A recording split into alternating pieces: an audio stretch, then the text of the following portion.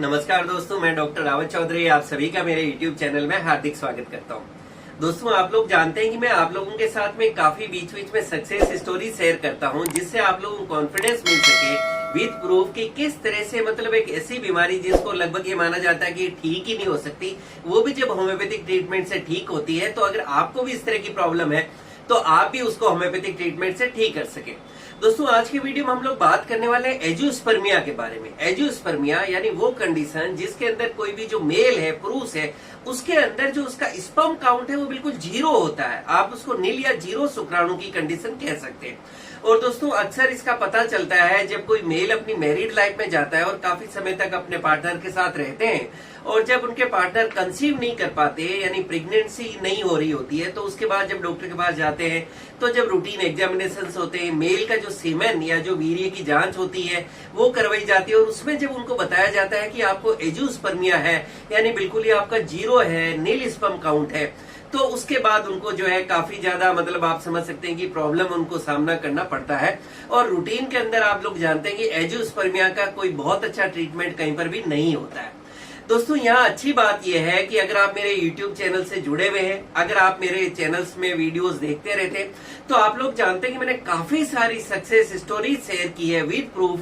जहां हमने बात की है कि किस तरह से होम्योपैथिक ट्रीटमेंट से हमारे पास में कोई पेशेंट आए और उनकी एजियोस्पर्मिया जैसी प्रॉब्लम जिसको कि इनक्योरेबल माना जाता है वो भी ठीक हुई है। दोस्तों, एजियोस्पर्मिया क्यों हो सकता है? तो देखिए, इसके बहुत से कारण हो सकते हैं। इंडिविजुअल पर्सन टू पेस डिपेंड करता है कि उस आदमी को एजियोस्पर्मिया का क्या कारण है। लेकिन कुछ मेन कारण अगर मैं आपके साथ शेयर करूं जिसके कारण अक्सर देखा जाता है कि एजियोस्पर्मिया होता है, तो ये देखा गया कि बहुत से लोग ऐसे होते हैं जिनमें टेस्टिस एट्रोफी हो, यानी वो लोग जिनके अंदर जो टेस्टिस है उनका डेवलपमेंट प्रॉपर नहीं हो रखा, उनके टेस्टिस जो है वो छोटी साइज के हैं। कई बार होते हैं अनडिसेंडेंट टेस्टिकल्स के केसेस देखने को मिलते हैं। बहुत से लोगों के अंदर बाई बर्थ उनको जब होता है, उन बॉयज के अंदर, छोटे बच्चों के अंदर उनके टेस्टिकल्स उनका स्क्रोटम सेक के अंदर नहीं आते, उसके कारण भी हो सकता है। कई बार हो सकता है कि आपके जो टेस्टिस है वहां पे आपको कोई तरह की सर्जरी करवाई या कोई दूसरी कंडीशन बन गई, कोई बीमारी पहले से होगी, जैसे हाइड्रोसील हो गया,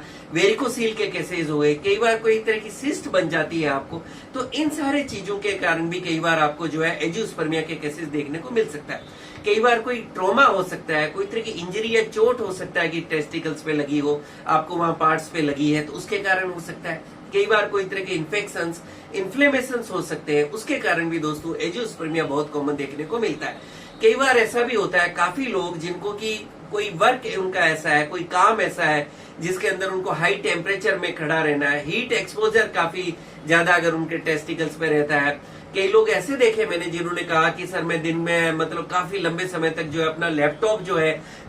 बिल्कुल लैब के अंदर गोदी में रख के काम करते हैं। तो ऐसे लोगों के अंदर भी जो कंटिन्यूअस रेडिएशन हीट जो वहां से निकलती है, ऐसे केसेस भी कई बार जो है देखने को मिला कि उनके अंदर एजियोस्पर्मिया या ओलिगोस्पर्मिया यानी शुक्राणु की संख्या कम हो जाना, ऐसे केसेस देखने को मिले। कई लोग जो हलवाई का काम करते हैं, जिनका हलवाई का काम कर रहे हैं, तो समझ सकते हैं धूप से बहुत ज्यादा उनको हाई टेम्परेचर से उनका एक्सपोजर होता है, या जिनका रेडिएशन एक्सरेज वगैरह का काम होता है, वहां पर भी ऐसा देखने को मिलता है। और इंडिविजुअल केस में हो सकता है दोस्तों कोई अलग ही दूसरा कारण हो जिसके कारण किसी आदमी को एजियोस्पर्मिया हो सकता है। तो ये कुछ काफी कारण थे जो मैंने आपके साथ डिस्कस किए। दोस्तों, इसके ट्रीटमेंट की बात करें, देखिए मैंने बताया, आप लोग जानते हैं कि होम्योपैथी के अंदर बहुत अच्छे ट्रीटमेंट है, और हमारी क्लिनिक पे भी बहुत से लोग हैं जो एजियोस्पर्मिया का जिन्होंने ट्रीटमेंट लिया वो ठीक हुआ। मैं आपके प्रूफ के लिए, कॉन्फिडेंस देने के लिए कि किस तरह से एक पेशेंट हमारे यहाँ ठीक हुए, एक रिपोर्ट आपके साथ शेयर कर रहा हूँ। इस रिपोर्ट में आप देखेंगे कि ये पेशेंट हमारे पास आए थे 13/4/2021 को, यानी अप्रैल 2021 के अंदर आए, और ये रिपोर्ट आप स्क्रीन पे देख पा रहे हैं। दोस्तों, ये जो एजियोस्पर्मिया का केस है, इनकी जब हमने रिपोर्ट कराई तो इसके अंदर बिल्कुल इनको नील या जीरो स्पर्म काउंट आया है।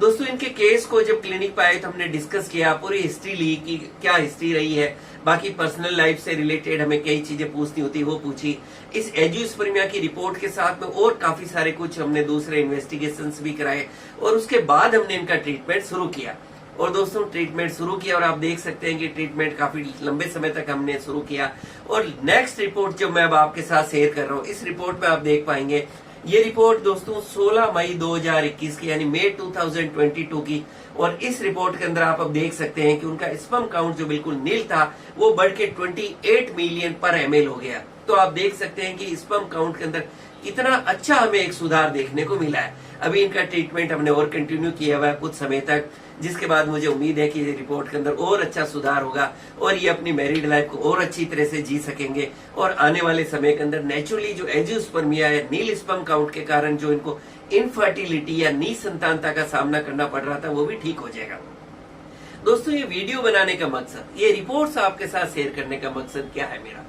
ये कि जिस तरह से एंजियोस्पर्मिया, जैसा आप लोग जानते हैं, अगर एंजियोस्पर्मिया आपको प्रॉब्लम है और आप ये वीडियो देख रहे हैं तो आप मेरी बात को ज्यादा अच्छी तरह समझ पाएंगे कि इसको रूटीन में माना जाता है कि एंजियोस्पर्मिया का कोई ट्रीटमेंट नहीं है, और आपको कई दूसरे ऑप्शंस दिए जाते हैं कि अगर आप ये कर लें तो इस तरह से हो सकता है कि आपके पार्टनर कंसीव कर ले। दोस्तों इस वीडियो के थ्रू मैं यही मैसेज और कॉन्फिडेंस देना चाह रहा हूं कि अगर आपको एंजियोस्पर्मिया है तो आप इसको होम्योपैथिक ट्रीटमेंट से ठीक कर सकते हैं, और हमारे अभी बहुत से केसेज हैं जिन्होंने ट्रीटमेंट लिया और वो ठीक हुए हैं। तो आप भी कोशिश करेंगे अगर इस तरह का ट्रीटमेंट है अपने होम्योपैथिक डॉक्टर के पास जाएं और आप ट्रीटमेंट लें, और हो सकता है दोस्तों आपकी भी एंजियोस्पर्मिया की प्रॉब्लम जो है बिल्कुल ठीक हो जाए। दोस्तों मेडिसिन की बात आती है तो मैं आपको जैसे इस वीडियो के अंदर देखा आपने कि ट्रीटमेंट बहुत लंबे समय से चला है, हमने कई तरह की मेडिसिन, सेम ही मेडिसिन को अलग अलग पोटेंसी के अंदर भी यूज किया है, तो इसलिए कोई एक मेडिसिन मेरे लिए बताना मुश्किल हो जाएगा। बस वो डिपेंड करता है कि case to case, person to person क्या है, उसके अकॉर्डिंगली आपकी मेडिसिन आपको डॉक्टर देते जाते हैं और डेफिनेटली आपको बहुत अच्छे रिजल्ट मिलते हैं। दोस्तों मैं उम्मीद करता हूँ इस वीडियो के अंदर जो मैंने आपको जानकारी दी है वो आपको पसंद आएगी और आपके लिए लाभकारी साबित होगी। इसी तरह से मुझसे जुड़े रहने के लिए मेरे YouTube चैनल को लाइक करें, शेयर करें, सब्सक्राइब करें और बेल आइकन जरूर दबाएं, जिससे मैं जैसे कोई वीडियो डालूं आपको नोटिफिकेशन मिल सके। Thank you.